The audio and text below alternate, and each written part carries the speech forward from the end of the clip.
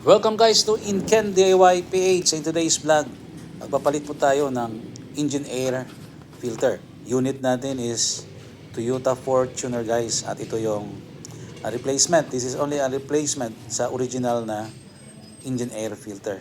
So ito guys, buksan natin yung cable ng engine air filter.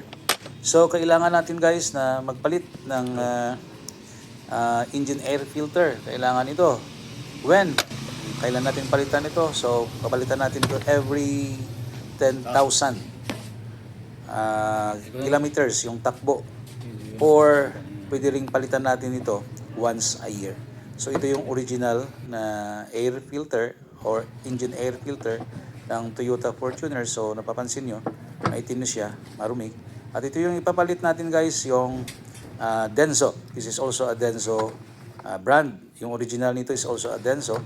Ito yung order natin is OEM, replacement one, pero maganda din itong pampalit guys sa original. So ito yung papalit natin, medyo malambot siya. Samantala itong original, mayroon siyang plastic guides sa likod, kaya medyo matigas. Pero ito, so kung tingnan natin, matigas siya. At ito, kasyang-kasya lang kasi the same size.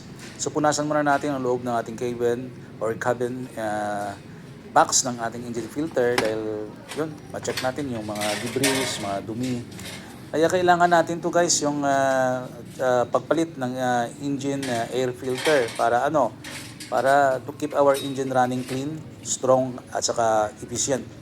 Pag marumi po ang ating engine air filter, so mahina itong yung performance. So para for better performance, kailangan nating palitan. Kasi itong dirty or clogged engine air filter magre-resulta to guys sa poor combustion. Isa pa, magkaroon to ng weak acceleration. Tapos mararamdaman natin yung rough engine performance. Yan. So anong ginagawa ng engine air filter para ito maharang, no? I-block nito yung mga dust, mga dirt, saka itong mga debris na papasok, mga buhangin.